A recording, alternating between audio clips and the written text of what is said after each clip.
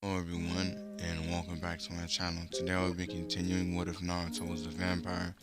But before I get into today's video, I would like to please remind you all to leave a like and subscribe if you enjoyed the video.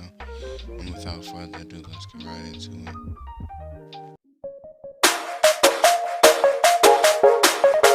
So we open this scene up with Naruto sitting in this hospital bed, waiting for the doctor to come back. But by this time, the only thing that's crystallized on Naruto's hand is his palm. So he's not necessarily mad about it. Well, he's not mad at all. He's just in pain because he thinks Naruto thinks it's cool, but it's the pain for him. So right now, Naruto is just telling everyone that he's fine and all he needs now is something to stop him from feeling the pain. And Katie tells Naruto that there's nothing like that in this world as far as she's aware of. All the medicines that were like that were on this world is now gone. Well, that were on any medicines like that I know of were on my world. As she whispered that to Naruto. So Naruto just accepts the fact that his arm is just going to be in a constant state of pain and he just has to get prepared for it. So he gets up from the hospital bed and everyone's asking him what is he doing, and Naruto looks around and he's like, if there's nothing that the hospital can do for me, why exactly am I still here? And Hinata jumps up and calls Naruto a moron and tells him that they need to do some form of research on it just in case it's contagious or something. And Kei tells Hinata not to call Naruto an idiot, a moron, but it's not contagious.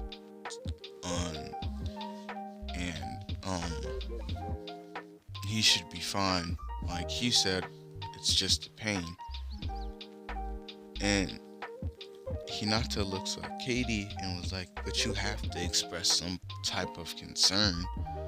He passed out the last time he used the Nine Tails abilities after the procedure. And Naruto tells Hinata that if she can't trust him to take care of himself, how can he trust her to take care of people when he's not around? And Hinata tells Naruto that didn't make any sense, because if he can't look after himself, that has nothing to do with Hinata not being able to look out for other people. And Naruto tells Hinata that if she's too busy worried about him and not defending the people that he told her to, she's going to just get them and herself killed, worrying about him. And Hinata tells Naruto that if someone's gonna worry about him, it might as well be him, because Katie act like she can't care about you. And Katie turns around and she asks Hinata to say what she said again. And Naruto's like, we're not finna start a fight in here. If you're gonna do that, go outside. I don't care. And Naruto is just like standing there. And when Naruto walks out the room, he sees like these two Anbu members standing there talking to the doctor, asking about Naruto's condition. And Naruto, instead of making his presence known, he's just sitting by the door listening in. And they are talking about if this disease or infection could kill Naruto. Or is there a way for them to harness this infection to be able to postpone Naruto's power for a little while until they can get someone else that's up there and him with power besides his own friends? Because it's harder to control friends than it is controlling someone that doesn't know this kid. So Naruto was like, you know what? I'm gonna just open a portal. So he opens a portal, and everyone hears the portal open. Well, the people outside the door hear the portal open, and the doctor and the two ABBA members open the door. They see Naruto's like foot, like his back foot, walking into the portal, and after Naruto enters the portal, he is walking around the Leaf Village, and after he finds Katie and Hinata, he asks them, are they done with their petty argument? And Hinata tells Naruto that he can go kill himself, and Naruto looks at Hinata and was like, we can't die, and I'm pretty sure I brought you back to life. So if you don't want that anymore, I can definitely take that back, if you don't mind. And Hinata tells Naruto to stop talking like that, because that would mean that he would have to kill her. And Naruto looks at her and was like, you really think I won't kill you? And Hinata says, of course not, I'm your friend. And Naruto looks at her and was like, I don't know. Ever since you've gotten that power, you've been acting pretty strange, Hinata. And she scratches the back part of her head, and she's like, I don't know what you're talking about. And Naruto's like, sure you don't. Let's go with that one. And Naruto, after saying that, he turns around and he tells Katie that they have some business to attend to. And Katie looks at Naruto and was like, you just got out of the hospital, can't that wait? And Naruto was like, not necessarily. And she looks at him and she's like, what do you mean, not necessarily? And Naruto tells her that he ran out of the hospital. Like, he opened a portal and just walked out the door. And Katie gets mad and she starts trying to drag Naruto all the way back to the hospital. And since she's an older vampire than Naruto, she's stronger than Naruto. So she's grabbing Naruto and dragging him back to the hospital, and everyone in the village could see this. So Naruto's just being dragged by his shirt, and he's just waving at all the villagers like, "Hey, how you doing? What's going on?"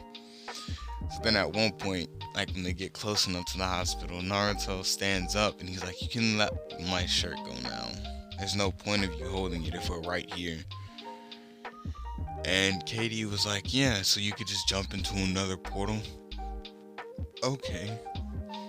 And Naruto was like, fair enough. Anyway, so I'm guessing that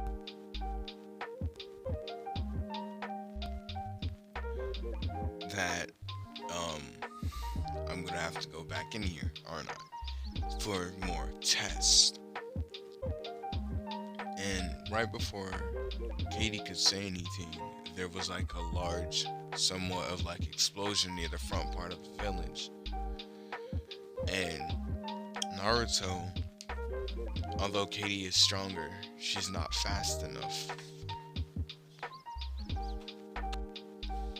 So, my bad, my dog burst into my room, so I had to pause this to deal with him. So after Naruto and Katie hears the explosion, Naruto sprints off to the front of the village, and by the time he gets there, the he gets to see who caused the explosion, and he sees that it's the same masked man from before, but with like it's like a small group of them now. And he's confused because he pretty sure that he just killed this guy. And Naruto's not sensing any magic in him, so there's no chance that he's a vampire. So that means that he got resurrected.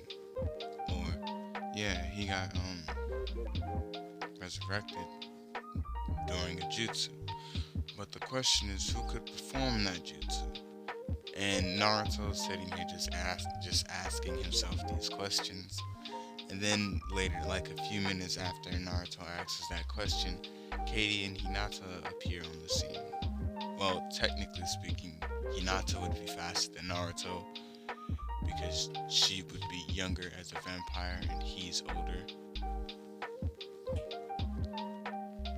So Naruto, after asking these questions, Katie and Hinata finally arrive on the battlefield, like at the front part of the village, and they ask the group of people in front of the village, what do they come here for? And Obito, or the masked man, points at Naruto and tells them that they came here for him.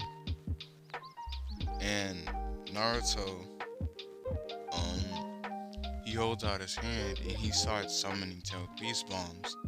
And the crystal from in the palm of his hand is growing to his fingers now.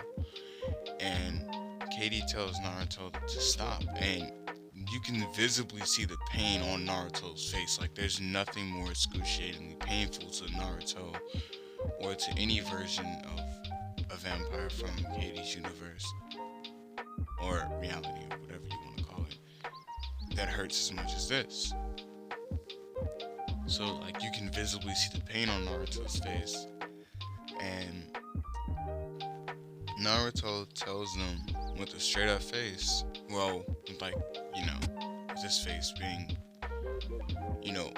with him hurting, he tells them that if he wants them, he's gonna have to come and get him. And this is where I'm gonna end this part off. If y'all enjoyed the video, drop a like. If you enjoy my content, please subscribe. Anyway, this has been Shinobi.